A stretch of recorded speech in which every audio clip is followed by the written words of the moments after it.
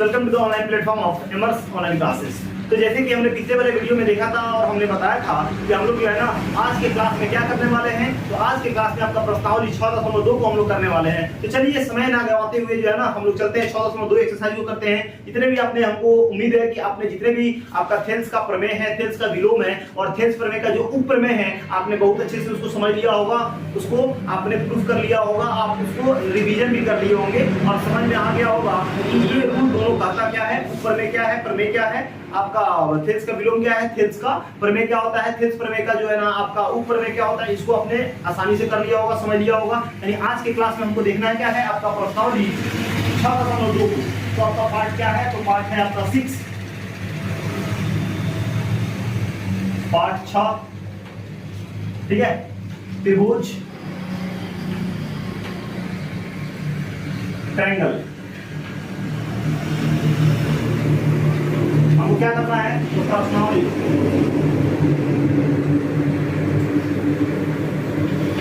प्रश्नावली 6.2 क्या करना है, प्रश्नावली 6.2 को करना है, ठीक है। तो प्रश्नावली 6.2 का देखते हैं। तो आपका आप निकाल लीजिए बिहार बोर्ड आपका जो 10th का जो बुक है उसको ले लीजिए। तो 6.2 में क्या बोला हुआ तो उसको देखते हैं।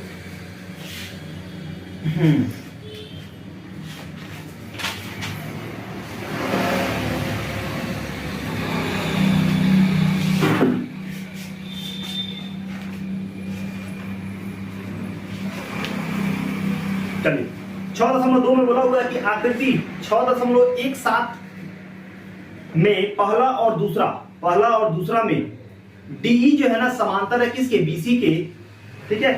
तो पहले में क्या करना है आपको, इसी ज्ञात करना है और दूसरों में क्या ज्ञात करना है, आपका एडी ज्ञात कर देना है, ठीक है। क्या ज्ञात कर देना है, एडी ज्ञात कर देना है, ठीक है, कोई दिक्कत नहीं है, हम ज्ञात कर देंगे, ठीक है। तो आपका जो पहला नंबर बोला हुआ है तो आकृति 6.17 को बनाएंगे। उसमें जो पहला क्वेश्चन है उसको देखेंगे, पहला देखेंगे, यानी एक का रोमन नंबर 1, एक का रोमन नंबर 1 देखते हैं।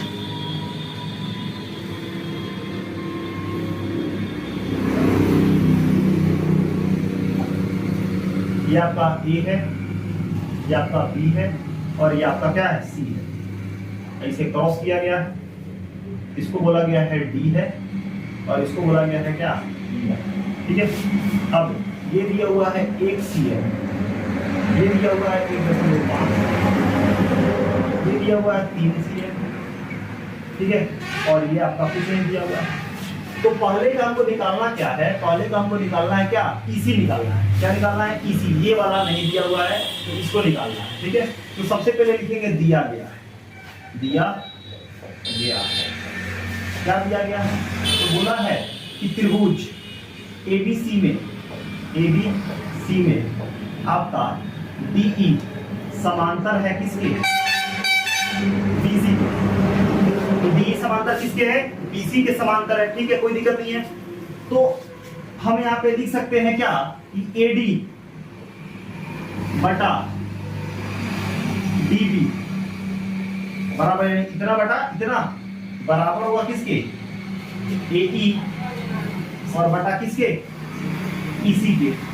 और ये हमने कैसे लिख दिया, तो थेल्स प्रमेय से, थेल्स प्रमेय से, थेल्स प्रमेय से, कोई दिक्कत नहीं है। अब जहां जहां जो वैल्यू दिया हुआ है उसको हम क्या करेंगे, रखेंगे, ठीक है। तो एडी कितना दिया हुआ है, 1.5 दिया हुआ है कि नहीं दिया हुआ है, तो 1.5 लिखेंगे। डीबी कितना दिया हुआ है, 3 सीएम दिया हुआ है कि नहीं दिया हुआ है, बराबर। ए कितना है, तो आपका 1 सीएम दिया हुआ है ना।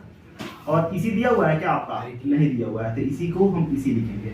अब देखिए इस पॉइंट को हटाने के लिए, पॉइंट का मतलब देखिए रूल क्या है, ये दशमलव कितना के बाद दशमलव है, एक अंक के बाद दशमलव है। तो दशमलव हटाने के लिए जितना अंक के बाद दशमलव होता है ना उतना जीरो लगा देते हैं, कहाँ, नीचे। तो 15 तो देंगे और 3 तो होगा, अकाय को अंक के बाद दशमलव है, एक होते, एक जीरो लगा देंगे, दशमलव कैंसिल हो जाएगा। अब 1 बटा क्या हो जाएगा, इसी होगा कि नहीं होगा, बताइए। इतना में कोई दिक्कत है तो बोलिए, ठीक है। अब यहाँ पे क्या होगा, अब इसी में क्या करेंगे, इसी में गुना होगा, तो निकाल लेंगे 15 क्या हो जाएगा ईसी, ईसी अब बराबर 30 में 1 से गुना करेंगे तो क्या होगा 30 होगा कि नहीं होगा बताइए। अब ईसी हमको निकालना है तो ईसी यहीं पे और 30 हो जाएगा, और ये 15 क्या है गुना में इधर आएगा तो भाग, 15 गुना कितना हो जाएगा 30 हो जाएगा, यानी आपका ईसी कितना निकल जाएगा, तो ईसी निकल जाएगा कितना 2 सीएम हो जाएगा, कितना हो जाएगा 2 सीएम। तो बोला हुआ है क्या निकालना है, ईसी निकालना है, ठीक है ईसी निकल गया। अब आपका दूसरा नंबर ये बोला हुआ है कि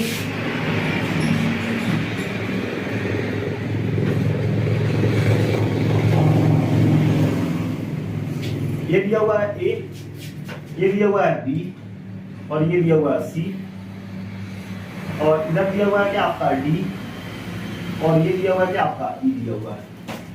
यहाँ पे ये बोला हुआ है कि 5.4 सीएम है, ये दिया हुआ है 7 क्या आपका 2 सीएम है,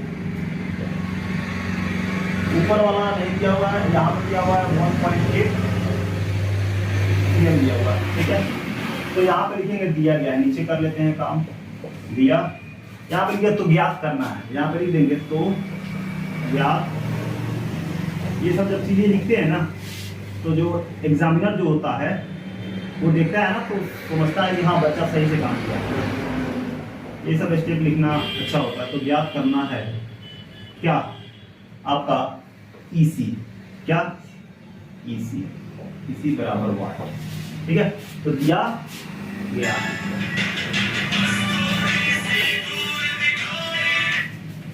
दिया गया है क्या है, तो यहां पे आपका ये है कि त्रिभुज एबीसी में, एबीसी में क्या है, तो आपका डी जो है ना वो समांतर है किसके, बीसी के, तो ज्ञात करना है, तो ज्ञात करना है, क्या ज्ञात करना है, तो बोला हुआ है एडी ज्ञात करना है, एडी बराबर क्या होगा 1। तो यहाँ पे हम लिखेंगे, यहीं पे लिख लेते हैं, ठीक है, चाहे इधर नहीं आगे हम कर लेते हैं, इधर कर लेते हैं, इसको जो है ना यहाँ पे कर लेते हैं। तो जैसे कि अगर समांतर डी जो है ना बीसी के समांतर होता है, लिख सकते हैं क्या एडी अब बटा में क्या आपका बीडी बराबर होगा ए और बटा में क्या सी के, ठीक है। कैसे, थेल्स प्रमेय से, थेल्स प्रमेय से। अब एडी क्या है दिया हुआ है, नहीं एडी का एडी लिखेंगे। अब बीडी कितना दिया हुआ है, तो 7.2 बराबर ए कितना है, तो 1.8, और सी कितना है, तो 5.4 दिया हुआ है। अब दशमलव से दशमलव कैंसिल आउट हो गया कि नहीं हो गया, यानी 554 में क्या करेंगे, एडी से गुना करेंगे कि नहीं करेंगे, और क्या करेंगे 18 में गुना कर देंगे कि किससे 7.2 से, ठीक है। तो अब बताइए, अब यहाँ पे एडी ऐसे ही ठीक है, और 18 गुना क्या हो जाएगा 7.2, अब बटा में कितना 54 होगा कि नहीं होगा, तो बताइए 18 का 18 में कितना हो जाएगा 54 हो जाएगा कि नहीं हो जाएगा, हो जाएगा 3। अब एडी बराबर कितना हो जाएगा 7.2 बटा 3 होगा कि नहीं होगा, और एक दशमलव के बाद है कि नहीं है, यहाँ पे क्या लगाएंगे जीरो लगाएंगे कि नहीं लगाएंगे, ये दशमलव कैंसिल आउट हो जाएगा कि नहीं हो जाएगा, तो एडी बराबर क्या हो जाएगा 72 बटा 30, तो 72 बटा क्या हो जाएगा आपका 30 हो जाएगा, है कि नहीं है। अब क्या किया जाएगा ना यहाँ पे, अब मल्टीप्लाई कीजिए इसमें सर के चुन, ठीक है कोई दिक्कत नहीं है, 72 है, पॉइंट हट गया, तो ये क्या हो जाएगा बताइए,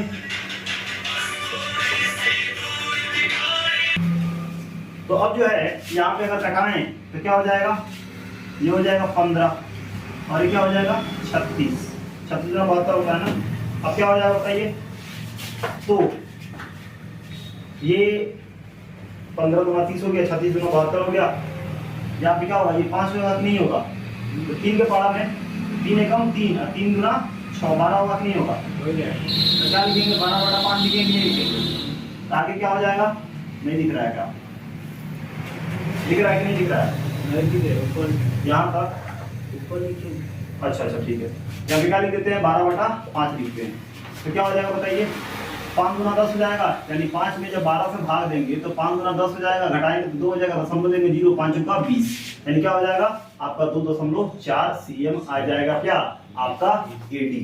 एडी आ जाएगा कितना 2.4 cm, और इस तरह से आपका पहला नंबर क्वेश्चन जो है ना बिल्कुल आसानी से खत्म हो गया। अब चलिए अगले स्लाइड में देखते हैं क्या आपका क्वेश्चन नंबर 2, क्वेश्चन नंबर 2 क्या कहता है। चलिए देखते हैं क्वेश्चन नंबर 2।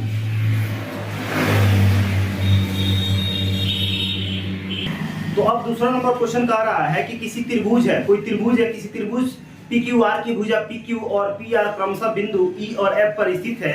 निम्नलिखित में से प्रत्येक स्थिति के लिए बताइए क्या F जो है वो समांतर है QR के। तो दूसरा में आपका यहाँ पर जो सेकंड नंबर क्वेश्चन है उसमें आपको PQR एक त्रिभुज बनाना है। तो PQR एक त्रिभुज बना दीजिए। उसके बाद PQ पे और PR पे, यानी PQ पे क्या है आपका E है और PR पे क्या है आपका F है, ये F है, इसको इससे मिला लीजिए, ठीक है, कोई दिक्कत नहीं है। तो अब कह रहा है आपको दिखाना है, बताना है कि यहाँ पे 3 क्वेश्चन दिए हुए हैं। आपका पहला बोला हुआ है कि जो आपका P है वो कितना है, तो 3.9। आपका जो PQ है, PQ जो दिया हुआ है वो आपका 3 cm दिया हुआ है, और जो PF दिया हुआ है, PF दिया हुआ है वो 3.6 cm दिया हुआ है, और जो FR दिया हुआ है वो दिया हुआ है कितना 2.4। तो आपको बताना है कि समांतर है कि नहीं है। क्या बताना है, समांतर है कि नहीं है। कोई दिक्कत नहीं है, समझ में आ रहा है। तो समांतर कब होगा, जब इतना बटा इतना, इतना बटा इतना के क्या हो बराबर हो, तभी तो समांतर होगा भाई। किससे, आपका BPT मतलब क्या, आपका थेल्स प्रमेय। तो लिखेंगे क्या, त्रिभुज PQR में, PQR में क्या, तो आपका क्या होगा PE, अब बटा में क्या PQ होगा कि नहीं होगा, अब बराबर PF और बटा में FR होगा कि नहीं होगा। अगर इन सबका अनुपात अगर बराबर आ गया तो कहेंगे क्या कि PQR त्रिभुज में ये जो EF जो है ना वो QR के क्या है, समांतर होगा, ठीक है। तो PE कितना है 3.9 है कि नहीं है, और EQ कितना है, तो आपका 3 cm है कि नहीं है। कोई दिक्कत है तो बताइएगा, ठीक है। अब देखिए बराबर में PF कितना है 3.6 है कि नहीं है, और ये कितना 2.4 है कि नहीं है। अब बताइए 3 एकम 3 और 3 तिया 9, 1.3 आया कि नहीं है यहाँ पे। कोई दिक्कत है तो बताइए यहाँ पे, ठीक है।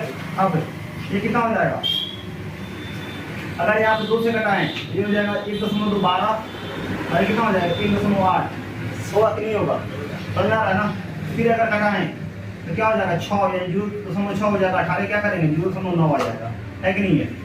अब 2 3 6 0.2 आ जाएगा, 2 3 6 हो जाएगा, 2 3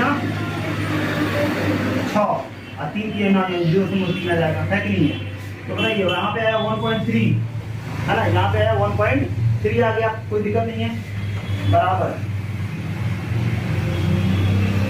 कटा हो रहा है ना, कट रहा है, ठीक है। तो यहाँ पे हम लिख सकते हैं क्या 1.3 आया यहाँ पे, और यहाँ पे कितना आया, पॉइंट से पॉइंट कैंसिल हो गया कि नहीं हो गया। यहाँ पे 0.3 और क्या आपका 0.2 आया। तो नॉर्मली इसको हम क्या लिख सकते हैं 13/10 लिख सकते हैं कि नहीं लिख सकते हैं। अब बराबर यहाँ पे पॉइंट से पॉइंट कैंसिल हो गया तो आपका 3/2 आएगा कि नहीं आएगा। ये बराबर है क्या 13/10 3/2 बराबर है क्या, गलती है, बराबर नहीं है कि नहीं है। तो हम क्या कहेंगे, लिखेंगे कि चूंकि PE बटा EQ बराबर नहीं है किसके, PF बटा में FR के, इसीलिए लिख सकते हैं क्या आपका जो EF है, EF जो है ना वो समांतर नहीं है किसके, QR के। समझ में आया कि नहीं है। अनुपात बराबर तभी क्या होगा, समांतर होगा, अनुपात बराबर नहीं तो समांतर नहीं होगा, ठीक है। फिर उसी तरह दूसरा नंबर क्वेश्चन में क्या बोला हुआ है, तो आपका बोला हुआ है कि PE जो है वो 4 cm दिया हुआ है, ठीक है। और क्या है, और आपका जो QE दिया है ना, QE, हाँ ठीक है, QE जो दिया हुआ है वो दिया हुआ है 4.5 cm। आपका PF जो है वो दिया हुआ है कितना 8 cm, और आपका जो RF है वो दिया हुआ है कितना 9 cm। तो लिखेंगे क्या त्रिभुज पी क्यू आर में, फिर पीई और बटा में क्या क्यू ई बराबर, और यहाँ पे क्या लिखेंगे, यहाँ पे एक चीज छूट गया, क्या थेल्स थ्योरम, थेल्स प्रमेय, ये लिखना भूलिएगा मत, थेल्स प्रमेय, थेल्स प्रमेय से, थेल्स प्रमेय से, ठीक है कि नहीं है। तो पी बटा क्यू ई और क्या ये बटा एफ आर आ रहा है, और ये कैसे थेल्स प्रमेय से। अब बताइए पी कितना दिया हुआ है 4, पी एफ क्यू ई कितना दिया हुआ है 4.5 बराबर 4.5। अब पी एफ कितना है 8 और ये कितना है आर एफ कितना है आपका 9, ठीक है। अब कोई दिक्कत नहीं है, तो बताइए यहाँ पे ये पॉइंट है, तो यहाँ पे कितना जीरो लगेगा, एक जीरो लगेगा कि नहीं लगेगा, यानी 40 बटा क्या लिख सकते हैं 45 लिख सकते हैं कि नहीं लिख सकते हैं, 40 बटा यहाँ पे 45 लिख सकते हैं बराबर 8 बटा 9 लिख सकते हैं, ठीक है। अब 8 पर 40 अपन 9 45, क्या हो जाएगा 8 बटा 9 बराबर है किसके 8 बटा 9 के। इसका मतलब क्या, चूंकि यहाँ पे लिखेंगे कि पीई और बटा में क्यूई है ना बराबर है किसके पीएफ और बटा में आरएफ के, इसीलिए हम कह सकते हैं कि आपका जो ईएफ है वो क्या है समांतर है किसके क्यूआर के, और इस तरह से जो आपका दूसरा नंबर इक्वल हो गया, क्योंकि दोनों जो है ना बराबर हो गया तो इक्वल तो हो जाएगा, पहला नंबर हो गया कोई दिक्कत, तो पहला मिटाते हैं, ठीक है। लिखना है तो आप पॉज करके लिख सकते हैं, क्योंकि आप इसको मिटाएंगे फर्स्ट नंबर और देखेंगे थर्ड नंबर।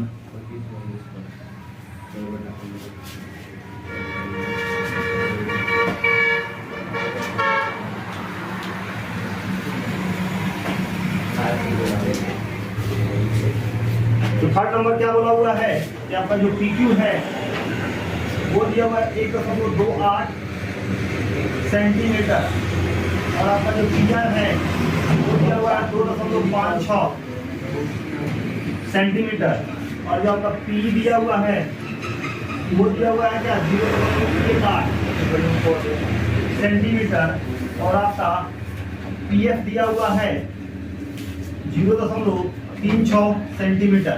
तो लिखेंगे क्या त्रिभुज PQR में, तब देखिए PQ यहाँ पे त्रिभुज है ना, त्रिभुज बनाएंगे, ये P है, ये Q है, ये R है, और ये क्या है आपका E है ना,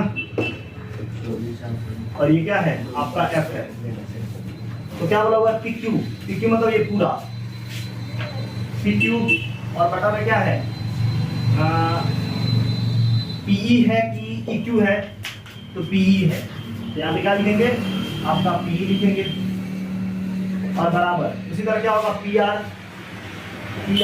और बटा में क्या आपका क्या बोला PF, यानी ये वाला PF, और ये आप जानते हैं थेल्स के प्रमेय से ही आता है, क्या आता है थेल्स प्रमेय से ही आपको यहाँ पे पता है, समझ आ रहा है, कोई दिक्कत नहीं है, लेकिन तीनों जो है ना थेल्स प्रमेय से ही आया है तो बाय बीपीटी ही होगा, ठीक है, थेल्स प्रमेय से। यहाँ पर लिखेंगे थेल्स प्रमेय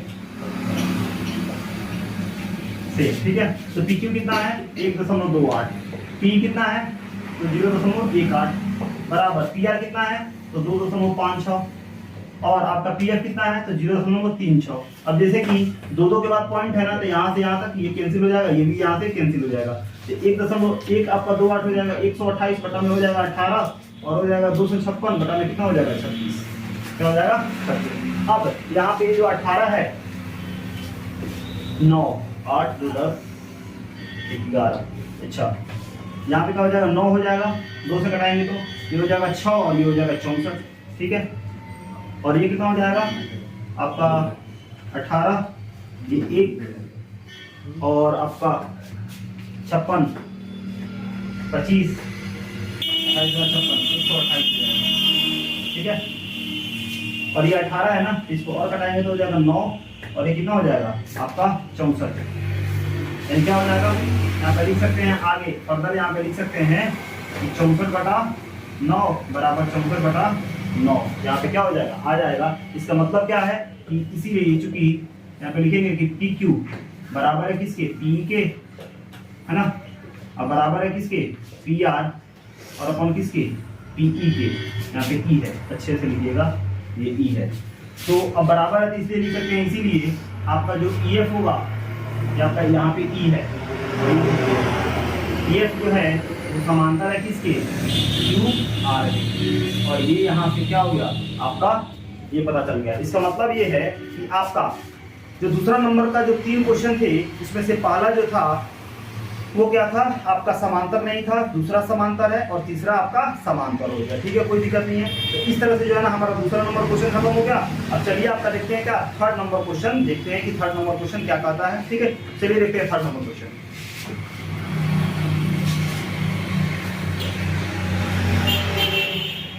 अब जो आपका थर्ड नंबर क्वेश्चन का रहा है कि आकृति 6.18 में देखिए, 6.18 में बोला हुआ है कि LM जो है ना वो पैरेलल है, समांतर है किसके, CD के, और LN जो है ना वो समांतर है किसके, CD के। ठीक है, तो सिद्ध करना है कि AM बटा AB बराबर होता है किसके, AN बटा AD के। ये हमको क्या कर देना है, सिद्ध कर देना है, प्रूव कर देना है। ठीक है, तो सबसे पहले 3 नंबर का जो फिगर है ना इसको क्या करते हैं, हम बना लेते हैं। ठीक है,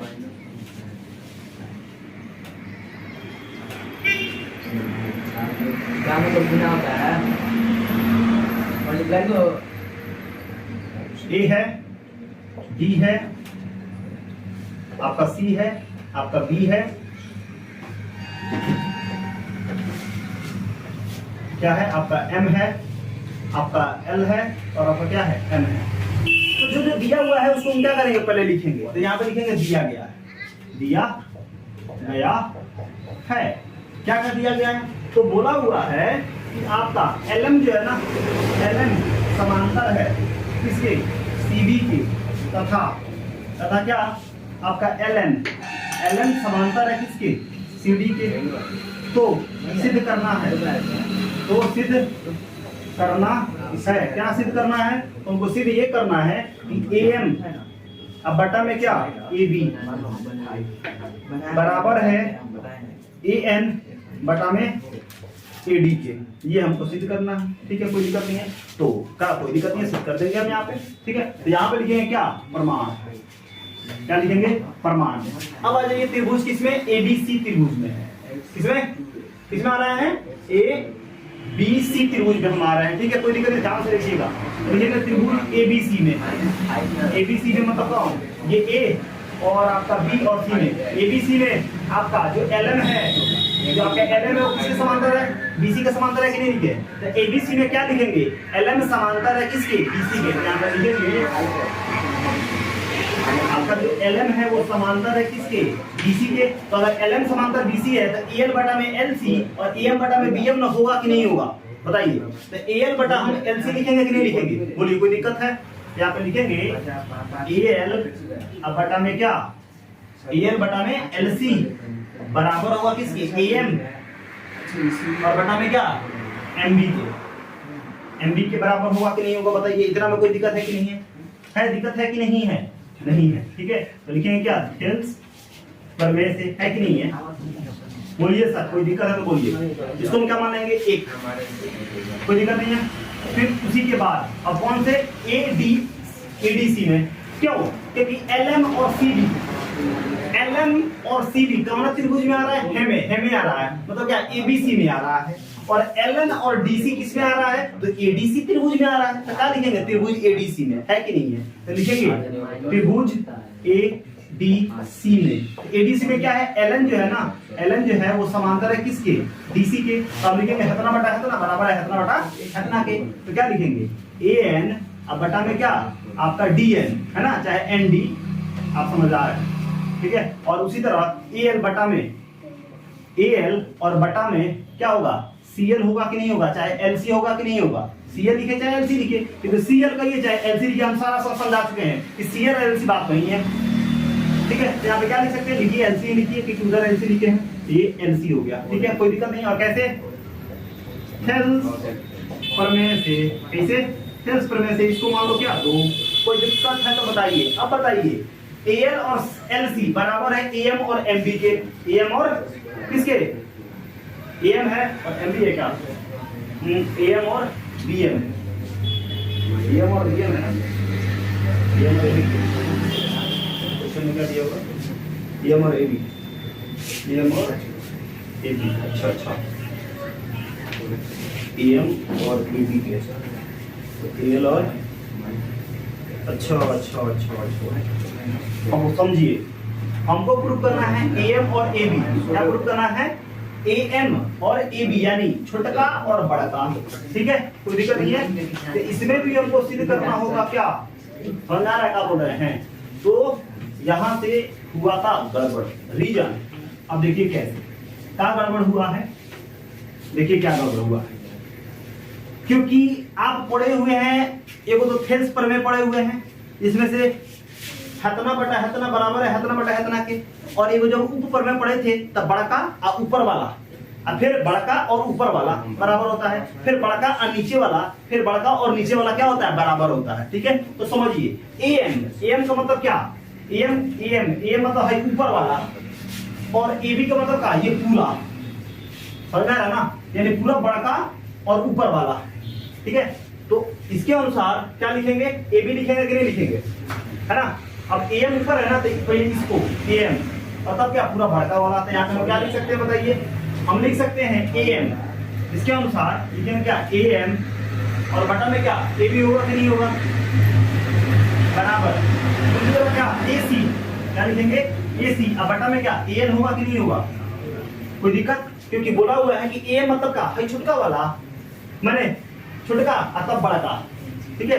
तो यहाँ पे छोटका और बड़का है, तो पहले क्या? छोटा का यानी AM, बटा में क्या? AB बड़ा वाला, फिर यहाँ पे AL आपका छोटा वाला, क्या बोलते हैं? AC इस तरह नहीं, आपका छोटा वाला कौन है? AL, और बटा में क्या? आपका AC। जिस तरह आपको जो प्रूफ करने के लिए बोला है उस तरह काम करेंगे। AM क्या है? छोटा वाला, और AB क्या है? उसके बड़ा वाला भुजा, ठीक है। फिर AN है ना, इसके अनुसार तो फिर वही हम क्या लेंगे? छोटा वाला और फिर बड़ा वाला, फिर इसके बाद क्या? छोटा वाला यानी AL और फिर बड़ा वाला AC, ठीक है। ये कैसे आप लिख दिए? थेल्स प्रमेय से, कोई दिक्कत? तो क्वेश्चन के अनुसार काम करेंगे हम, सीधे जो है ना थेल्स प्रमेय को ले लिए हैं कि आधा बटा आधा, है ना, और फिर आधा बटा आधा बराबर होता है। जबकि यहाँ पे बोला कि छोटका तब बड़का और फिर छोटका तब बड़का, यानी उप प्रमेय से। किससे? उप प्रमेय से। यहाँ पे उप देख के, प्रूफ को देख के काम करेंगे, और ऐसा हुलू जुलू काम कीजिएगा ना तो फंस जाएगा, गड़बड़ हो जाएगा, ठीक है। तो पहले क्या? पहले कह रहा छोटका, एक साइड का छोटा लीजिए अथवा फिर बड़ा लीजिए, उसका अनुपात लीजिए, छोटा का अनुपात फिर बड़ा का अनुपात, इसके अनुसार फिर छोटा का अनुपात फिर बड़ा का अनुपात। तो जरा पहले छोटा का अनुपात तो बड़ा का अनुपात, छोटा का अनुपात बड़ा का अनुपात। अब एडीसी में आपका जो LN है वो समांतर है किसके? CD के, ठीक है। तो क्या करेंगे? छोटा वाला कौन आपका? तो ये AN क्या है आपका? AN, अब बटा में क्या? AD होगा कि नहीं होगा? AD, अब बराबर क्या? आपका AL, क्या लिखेंगे? AL, अब बटा में क्या? AC होगा कि नहीं होगा? AC, और ये कैसे? तो आपका थेल्स प्रमेय से, थेल्स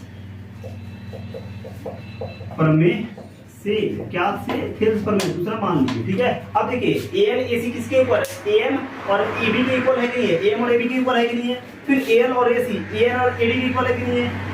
तो हम लिख सकते हैं समीकरण 1 तथा 2 से, समीकरण 1 तथा 2 से हम क्या लिख सकते हैं? हम ये लिख सकते हैं कि आपका AM अब बटा में AB अब बराबर होगा किसके? AN अब बटा में क्या? AD के। और ये हमको क्या करना था? आपका सिद्ध करना था, और ये क्या हो गया? सिद्ध हुआ, इति सिद्धम, सिद्ध हो गया। समझ में आया? हाँ, हो गया, बस खत्म, 3 नंबर खत्म हो गया। तो सीधे सा मतलब है जो दिया हुआ वो ठीक है। और अब देखिए सीधे सा मतलब है आपको क्वेश्चन में ये दे देगा, थेल्स थ्योरम भी लगा सकता है। थेल्स थ्योरम का मतलब क्या बोलते हैं? थेल्स प्रमेय का मतलब क्या? यानी आधा बटा आधा, और फिर आधा बटा आधा भी कर सकता है। अच्छा कह देगा पूरा बटा आधा, पूरा बटा आधा, ठीक है। समझ आ रहा है ना? तो क्या किया है? ये बोला है कि आधा बटा में पूरा, आधा बटा में पूरा, इसके अनुसार देखे कीजिएगा। वो बच्चे जो कि इसके अनुसार नहीं करेंगे, लगा देंगे खाली थेल्स थ्योरम आधा का अनुपात आधा में, फिर आधा का अनुपात आधा में, तो हो गया, फंसते रह जाएगा।